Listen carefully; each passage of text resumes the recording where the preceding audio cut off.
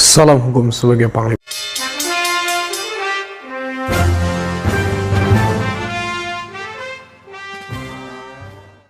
Beberapa hari yang lalu, DPR bersama-sama dengan pemerintah yang diwakili oleh Menteri Hukum dan HAM telah menyepakati mengenai revisi Undang-Undang Komisi Pemberantasan Korupsi dengan beberapa alasan untuk memperkuat.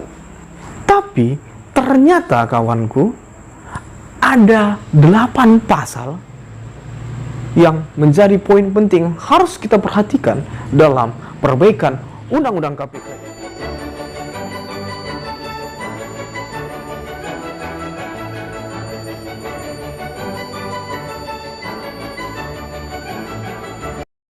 Dari ke-8 poin tersebut, kita dapat lihat tidak ada hubungan antara maksud pengubahan dengan apa yang dirubah.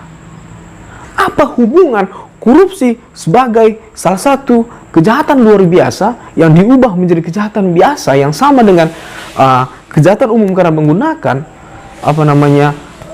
hukum acara di dalam kitab undang-undang hukum acara pidana dengan untuk memberantas Taliban di dalam kepolisian.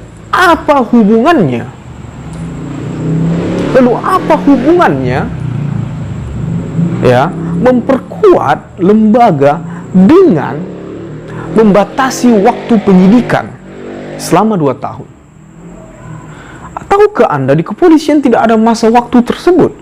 Kalau kita bicara secara empiris, secara bukti nyatanya bahwa tidak mudah kawan untuk memberantas atau untuk menjerat seseorang menjadi tersangka dalam kasus korupsi. Anda tahu, EKTP membutuhkan waktu sekitar 3 tahun sehingga mendapatkan tersangka pertama.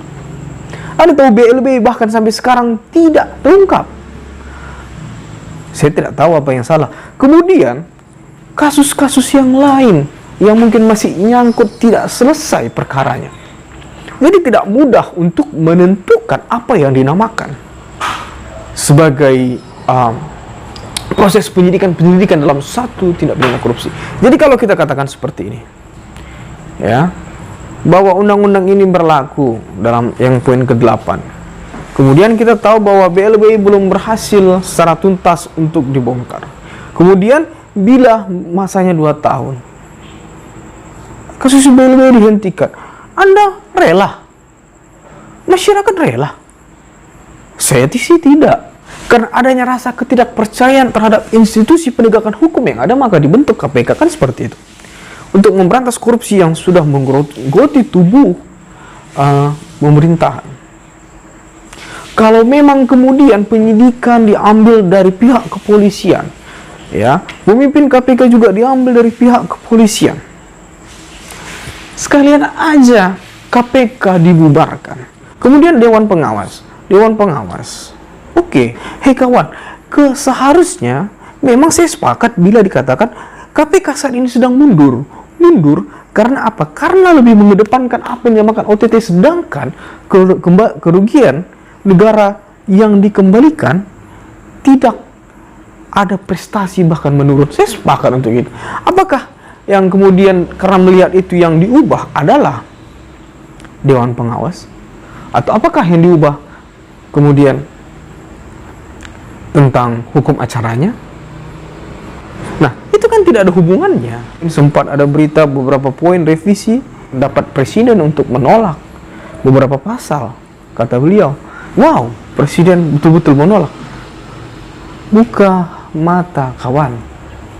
Apa yang ditolak? Tidak diatur sama sekali dalam revisi tersebut. Demikian video saya kali ini. Bila ada kesalahan atau ada perbedaan pendapat, itu adalah hal wajar. Ini adalah negara demokrasi. Semua orang bebas berpendapat asal dapat dipertanggungjawabkan. Sama seperti saya akan mempertanggungjawabkan apa yang saya sampaikan. Oke, nantikan video saya berikutnya. Salam hukum sebagai panglima. Terima kasih.